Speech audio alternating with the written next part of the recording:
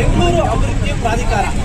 ಈ ಒಂದು ಪ್ರಾಧಿಕಾರದ ವಿರುದ್ಧ ಆಗಾಗ ಸಾಕಷ್ಟು ಸಂಖ್ಯೆಯಲ್ಲಿ ರೈತರಿರ್ಬೋದು, ಬೇರೆ ಬೇರೆ ಭಾಗದವರು ಕೂಡ ಪ್ರತಿಭಟನೆಗಳನ್ನು ಮಾಡ್ತಾನೆ ಇರ್ತಾರೆ. ಇವತ್ತು ಕೂಡ ಮಹಿಳಾ ದಿನಾಚರಣೆ, ಆದರೆ ಸಾವಿರಾರು ನೂರಾರು ಮಹಿಳೆಯರು ಸೇರ್ಕೊಂಡು ಇವತ್ತು ಬಿಡಿಎ ವಿರುದ್ಧ ಆಕ್ರೋಶಗಳನ್ನು ವ್ಯಕ್ತಪಡಿಸ್ತಾ ಇದ್ದಾರೆ.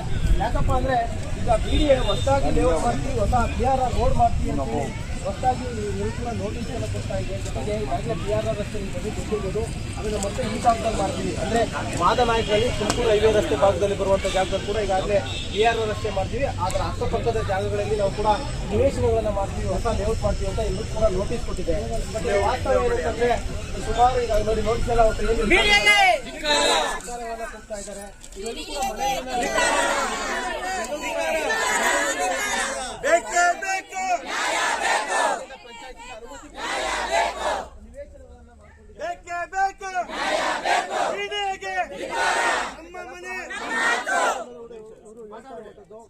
ಬಿಡಿಎಗೂ ಬಂದು ಕೂಡ ಪ್ರತಿನಿತ್ಯ ನೂರಾರು ಸಂಖ್ಯೆಯಲ್ಲಿ ಬಂದು ಒಂದು ಮನವಿಯನ್ನು ಕೊಡ್ತಾ ಇದ್ದಾರೆ. ಈ ಒಂದು PRR ರಸ್ತೆ ಯೋಜನೆ ಅದನ್ನು ಕೈ ಬಿಡಬೇಕು, ಜೊತೆಗೆ ಅಕ್ಕಪಕ್ಕದಲ್ಲಿ ಹೊಸದಾಗಿ ಲೇಔಟ್ ಮಾಡೋಕೆ ಏನು ಮುಂದಾಗಿದ್ರೆ ಅದನ್ನು ಕೈ ಬಿಡಬೇಕು ಅಂತ ಮನವಿಗಳನ್ನು ಮಾಡ್ಕೊತಾ ಇದ್ದಾರೆ. ಈಗಾಗಲೇ BDA Shivaram Karanth layout, Kempegowda layout ಕೂಡ ನಿರ್ಮಾಣ ಮಾಡಿದೆ. ಕೆಂಪೇಗೌಡ ಲೇಔಟ್ ನಿರ್ಮಾಣ ಮಾಡಿದ್ರೆ ಇನ್ನೂ ಕೂಡ ಅಲ್ಲಿ ಮನೆ ಕಟ್ಟಕ್ಕೆ ಆಗಂತ ಪರಿಸ್ಥಿತಿ ಇದೆ, ಮೂಲಭೂತ ಸೌಕರ್ಯವೂ ಇಲ್ಲ. ಮತ್ತು ಕೂಡ ಶಿವರಾಮ್ ಕರಂತ್ ಇನ್ನೂ ಕೂಡ ನಿರ್ಮಾಣ ಹಂತದಲ್ಲೇ ಇದೆ. ಇಂತಹ ಸಂದರ್ಭದಲ್ಲಿ ಹೊಸದಾಗಿ ಇವರಿಗೆ ಲೇಔಟ್ ಚಿತ್ರ ಯಾಕೆ ಬೇಕು, ಇರೋ ಲೇಔಟ್ ಮೇಲೆ ಸರಿಯಾಗಿ ಮಾಡ್ತಾರೆ ಅನ್ನೋದು ಕೂಡ ಅವರ ಒಂದು ಮಾತು. ಸಾಕಷ್ಟು ಮಹಿಳೆಯರಿದ್ರು, ಅವ್ರನ್ನ ಮಾತಾಡ್ಸೋಣ. ಮೇಡಮ್ ಹೇಳಿ, ಏನ್ ಬಿಡಿಎಯಿಂದ ಯಾವ ಏನಂತ ನೋಟಿಸ್ ಕೊಟ್ಟಿದ್ದಾರೆ? ನೀವೆಲ್ಲ ಎಷ್ಟು ದಿನ ಇಲ್ಲಿ ವಾಸ ಮಾಡ್ತಾ ಇದ್ದಾರೆ? ಮೊದಲನೇದಾಗಿ ಕರ್ನಾಟಕ ಜನತೆಗೆ ಮಹಿಳಾ ದಿನಾಚರಣೆಯ ಶುಭಾಶಯಗಳು.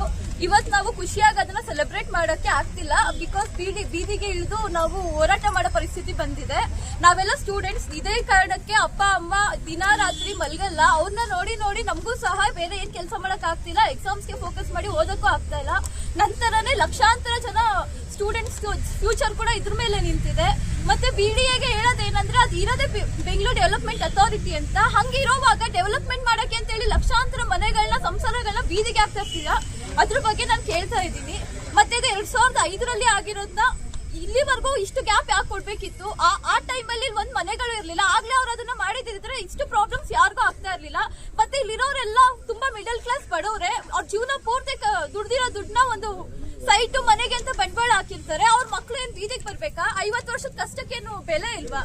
ಅದನ್ನ ನಾನು ಹೇಳಕ್ ಇಷ್ಟಪಡ್ತೀನಿ. ಪಾಪ ಅವ್ರು ಹೇಳಿದ್ರು ಇವತ್ತು ಮಹಿಳಾ ದಿನಾಚರಣೆ ಖುಷಿಯಾಗಿರ್ಬೇಕು, ಆದ್ರೆ ಇವತ್ತು ಬೀದಿಗಿಳಿದು ಹೋರಾಟ ಮಾಡ್ತಿದ್ವಿ ಅಂತ. ನೀವು ಯಾವಾಗ ಸೈಟ್ ತಗೊಂಡಿದ್ರಿ? ಮನೆ ಕಟ್ಟಿದ್ರೆ ಏನು ಅಂತ? ಆಲ್ರೆಡಿ ಇದಕ್ಕೂ ಮುಂಚೆ ಯಾವ ನೋಟಿಸು ನಮಗೆ ನೋಟಿಸು 15ನೇ ಇಸ್ವಿಲಿ ಕ್ಯಾನ್ಸಲ್ ಆಗಿದೆ. ಮತ್ತೆ ಇದನ್ನ ರೀಓಪನ್ ಮಾಡಿದ್ದಾರೆ. ಬಿಡಿಎ ಲಿಮಿಟ್ಸ್ ಏನಿದ್ರು 5 ವರ್ಷ ಯೋಜನೆ ಮುಗಿಸ್ಬೇಕು. ಬಟ್ ಈಗಾಗಲೇ 20 ವರ್ಷ ಆಗಿದೆ. 20 ವರ್ಷ ಆದ್ಮೇಲೆ ಬಂದು ನಾವು ಏಕಾಏಕಿ ಈ ತರ ಮಾಡ್ತೀವಿ ಅಂದ್ರೆ ಜನಗಳು ನಾವೆಲ್ಲೋ ಹೋಗೋಣ? ಇರೋ ಬರೋದೆಲ್ಲ ಮಾರ್ಕೊಂಡು ಬಂದು ಇಲ್ಲಿ ಮನೆ ಕಟ್ಟಿದೀವಿ ನಾವು. ಈಗ ದಿಢೀರಂತ ಖಾಲಿ ಮಾಡಿ ಮನೆ ಮಾಡಿ ಅಂದ್ರೆ ನಮಗೆ ಇವಾಗ ಏನಕ್ಕೆ ರಿಜಿಸ್ಟರ್ ಮಾಡಿಸ್ಕೊಟ್ರು? ಕಂದಾಯ ಎಲ್ಲ ಯಾಕೆ ಕಟ್ಸ್ಕೊಂಡಿದ್ದಾರೆ ನಮ್ಮ ಹತ್ರ ಅವರು? ಇಷ್ಟೆಲ್ಲ ಕೊಟ್ಬಿಟ್ಟು ಇನ್ನೇನು BBMP ಬರ್ತಾ ಇದೆ ಇದು. ಇಷ್ಟರಲ್ಲಿ ನಮ್ಗೆ ಇವಾಗ ನೀವು ನೋಟಿಸ್ ಕೊಟ್ಬಿಟ್ಟು ಖಾಲಿ ಮಾಡಿ ನಾವೆಲ್ಲ ಎಲ್ಲೋ ಹೋಗೋಣ? ವಿಶ್ವ ದಿನಾಚರಣೆ ಏನ್ ನಾವು ಇಲ್ಲಿ ಏನ್ ಮಾಡ್ದಂಗೆ ಆಯ್ತು ಇವಾಗ ಲೇಡೀಸ್ ನಮ್ಗೆ? ಯಾರು ಈ ರೀತಿ ಎಲ್ಲ ಮಾಡ್ತಾ ಇದ್ದಾರೆ? ಬಿಡಿಎ ಆಫೀಸರೇ ಸರ್, ನಮ್ಗೆ ಬಿಡಿಎಯಿಂದಾನೇ ಇದೆಲ್ಲ ಆಗ್ತಾ ಇರೋದು. ನಮ್ಗೆ ಇವಾಗ ಯಾರು ಮನವಿ ಮಾಡ್ಕೊತೀವಿ? ಮನವಿ ರಾಜ್ಯ ಸರ್ಕಾರಕ್ಕೆ ನಾವು ಮನವಿ ಮಾಡ್ತಾ ಇದೀವಿ. ಸಿದ್ದರಾಮಯ್ಯ ಅವ್ರನ್ನ ಕೇಳ್ತಾ ಇದೀವಿ, DK ಶಿವಕುಮಾರ್ ಅವ್ರನ್ನ ಕೇಳ್ತಾ ಇದೀವಿ. ನಮ್ಗಳದೆಲ್ಲ ಕಷ್ಟ ನೋಡಿ ನಮ್ಗೆ ಪರಿಹಾರ ಕೊಡಿ, ನಮ್ಗೆ ಮೇನ್ ಮನೆಗಳು ಕೊಡಿ, ಸಮಸ್ಯೆಗೆ ಪರಿಹಾರ ಕೊಡಿ. ಸರ್, ನಾವು 15 ವರ್ಷ ಗಾರ್ಮೆಂಟ್ಸ್ ಅಲ್ಲಿ ಕೆಲಸ ಮಾಡಿ ತಂದಿಲ್ ಬಂಡವಾಳ ಹಾಕಿ ಜಾಗ ತಗೊಂಡಿದ್ದೀವಿ. ಇವಾಗ ಬಂದು ನಾವು ಮನೆ ಕಟ್ತಾ ಇದೀವಿ. ಇವಾಗ ಬಂದು ಬಿಡಿಎ ಅಕ್ವೈರ್ ಮಾಡ್ಕೋತೀವಿ ಅಂದ್ರೆ ನಾವ್ ಎಲ್ಲೋಗೋಣ ಸರ್? ನಾವ್ ಇರ್ಬಾರ ದುಡ್ಡೆಲ್ಲ ಕಷ್ಟಪಡ್ತಾನೆ ಸೈಟ್ ಮೇಲೆ ಹಾಕಿ ಇವಾಗ ಮನೆ ಸ್ಟಾರ್ಟ್ ಮಾಡಿದೀವಿ. ನಾವ್ ಎಲ್ಲೋಗೋಣ ಹೇಳಿ? ಇವಾಗ ಮನೆ ಇದ್ ಮಾಡಿದ್ರೆ ಹೌದು, ನಾವು ಗವರ್ಮೆಂಟ್ಸ್ ಅಲ್ಲಿ ಕೆಲಸ 15 ವರ್ಷ ಸರ್ವಿಸ್ ಮಾಡಿದ್ರೆ ನಾವು ಇಲ್ಲಿ ಭೂಮಿ ಮೇಲೆ ಹಾಕಿದೀವಿ ಸರ್, ನಮ್ದು ಒಂದ್ ಜಾಗ ಇರ್ಲಿ ಅಂತ. ಇವಾಗ ಬಂದು ಈ ತರ ಮಾಡಿದ್ವಿ, ಇವಾಗ ಮನೆ ಸ್ಟಾರ್ಟ್ ಮಾಡಿದೀವಿ. ಈಗ ಏನ್ ಮಾಡೋದು ನಾವು? ಬ್ಯಾಂಕ್ ಅಲ್ಲಿ ಲೋನ್ ತಗೊಂಡು ಮನೆ ಕಟ್ತಾ ಇದೀವಿ. ಲೋನ್ ಹೆಂಗ್ ಕಟ್ಟೋದು ನಾವು? ಬಂದು ಇವಾಗ ಸಡನ್ ಆಗಿ ಬಂದು ಈ ತರ ನೋಟಿಸ್ ಕೊಟ್ರೆ ಮನೆ ಕಟ್ಟಿ 10 ವರ್ಷ ಆಯ್ತು. 10 ವರ್ಷದಲ್ಲಿ ಲೋನ್ ತಗೊಂಡಿದ್ದೆ. ಇದುವರೆಗೂ ನಾನು ಬಡ್ಡಿ ಕಟ್ಟಿಂದ 1 ಲಕ್ಷ ಅಸಲ್ತಿರಿಲ್ಲ. ಅಂತದ್ರಲ್ಲಿ ಮನೆ ಉಳಿಸ್ಕೋಬೇಕು ಅಂತ ನನ್ನ ಮಕ್ಕಳ ವಿದ್ಯಾಭ್ಯಾಸನೂ ಹೋಯ್ತು. ನಾನಿಲ್ಲ ಯಜಮಾನರು. ಇವಾಗ ಮನೆಗೋಸ್ಕರ ಒದ್ದಾಡ್ತಿ ಮನೇನು ಕಿತ್ಕೊಂಡ್ರೆ ನಾವೇನ್ ಮಾಡ್ಬೇಕು ನೀವ್ ಹೇಳಿ ಸರ್? ರಾಜ್ಯ ಸರ್ಕಾರಕ್ಕೆ ಮನವಿ ಮಾಡ್ಕೊತಾ ಇದೀವಿ ಅಷ್ಟೇ. ಇರೋರೆಲ್ಲ ಬಡವರೇ. ನಾವು ಗಾರ್ಮೆಂಟ್ಸ್ ನಾವು ಕೂಲಿ ಮಾಡೋರು. 10 ವರ್ಷ ಆಯ್ತು ಬಡ್ಡಿ 10 ಲಕ್ಷ ಲೋನ್ ತಗೊಂಡು 10 ಲಕ್ಷಕ್ಕೆ 1 ಲಕ್ಷ ಅಸಲ್ಸಿರೋದು. ಇನ್ನ 9 ಲಕ್ಷ ಇದೆ.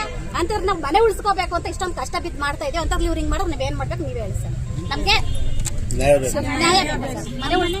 ಮನೆ ಉಳಿಸ್ಕೊಡಿ ಅಷ್ಟೇ ಸರ್. ಮಾಡ್ತೀವಿ ಸರ್. ಸಿದ್ದರಾಮಯ್ಯ ಮಹಿಳಾ ಇದು ಅಂತ ನಾವು ಇವಾಗ ಸಂತೋಷವಾಗಿರೋ ಅಂತ ಕಾಲಲ್ಲಿ ನೋಡ್ರಿ ದುಃಖದಾಗಿರೋ ಅಂತ ವ್ಯವಸ್ಥೆ ತಂದು ಇಟ್ಬಿಟ್ಟಾರೆ. ಬಿಡಿಯರಿ ಹಿಂಗ್ ಮಾಡಬಾರ್ದಿತ್ತು. ನಾವು ಕೂಲಿ ಮಾಡ್ಕೊಂಡು ಮನೆ ಕಟ್ತೀವಿ. ಈಗಲೂ ನಾನು 2 ಅಂಗಡಿ ಕ್ಲೀನರ್ಗೆ ಹೋಗ್ತೀನಿ, ಬಾಕಿ ಕ್ಲಾಸಿಗೆ ಹೋಗ್ತೀನಿ, ಕ್ಲೀನ್ ಮಾಡ್ಕೊಂಡು ಬರ್ತೀನಿ. ಇವತ್ತು ರಜಾ ಹಾಕಿ ಬಂದಿದ್ದೀನಿ.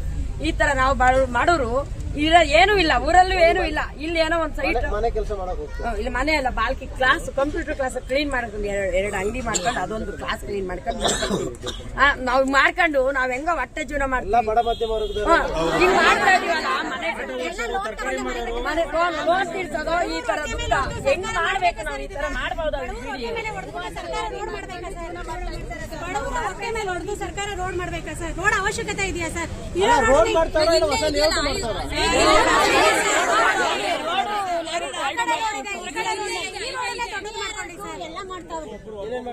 ಸರ್ ಪಿಯರ್ 2 ಬರಬಾರ್ದು ಸರ್. ಇಲ್ಲಿ ನಮ್ಗೆ 1 ಕಿಲೋಮೀಟರ್ ದೂರ ಸುತ್ತಮುತ್ತ ರೋಡ್ಗಳಿದಾವೆ. ಹೊಸ ಲೇಔಟ್ ಮಾಡ್ತಾರೆ. ಟರ್ಮಿನಲ್ ಅಂತ ಕೊಟ್ಟಿದ್ದಾರೆ ಸರ್. ನಮ್ಗೆ ಅದ್ರ ಅವಶ್ಯಕತೆ ಇಲ್ಲಿಲ್ಲ ಸರ್. 40,000 ಮನೆಗಳಿದಾವೆ. ಅವಷ್ಟು ಒಡ್ಕೊಂಡು ಅವರು ಬಿಸ್ನೆಸ್ ಕಾರಿಡಾರ್ ಮಾಡ್ಬೇಕಾ ಸರ್? ಇದು ಅವಶ್ಯಕತೆ ಇದೆಯಾ? ಇದು ಗಮನಕ್ಕೆ ಬಂದಿಲ್ವಾ? ಅಥವಾ ಬಂದಿದ್ದು ಅವೈಜ್ಞಾನಿಕವಾಗಿ ಏನಾದ್ರು ಅವ್ರು ಇದು ಮಾಡ್ತಾ ಇದಾರಾ? ಇದು ನಮ್ಗೆ ನ್ಯಾಯ ಬೇಕು ಸರ್. ಇದು ಬೇಡ ಸರ್, ಯಾವ ರೋಡ್ ಬೇಡ. 2005-2006 ಇಸ್ವಿಲಿ ನಾವು ಭೂಸ್ವಾಧೀನ ಮಾಡ್ಕೋತೀವಿ ಅಂತ ಹೇಳಿ ಕೆಲವು ಸರ್ವೆ ನಂಬರ್ಗಳನ್ನ ಕೊಟ್ಟಿದ್ರು ಸರ್. ಇವಾಗ ಅವತ್ತಿಗಿಂತ ಏನ್ ಸರ್ವೆ ನಂಬರ್ಗಳನ್ನ ಇಲ್ಲಿ ಮೆನ್ಷನ್ ಮಾಡಿದ್ರು, ಇವತ್ತು ಅದಕ್ಕಿಂತ ಜಾಸ್ತಿ ಸರ್ವೆ ನಂಬರ್ಗಳನ್ನ ಸೇರಿಸಿ ನೋಟಿಸ್ ಮಾಡ್ತಾ ಇದ್ದಾರೆ. ಇವತ್ತು ಈ ಏರಿಯಾಗೆ ಬರುತ್ತೆ, ನಾಳೆ ಇನ್ನೊಂದು ಏರಿಯಾಗೆ ಬರುತ್ತೆ, ನಾಳೆ ಇನ್ನೊಂದು. ಒಂದೇ ಒಂದು ಪ್ರಶ್ನೆ, ಅವ್ರೇನು ಉತ್ತರ ಕೊಡ್ತಾರೆ ಇವರೆಲ್ಲ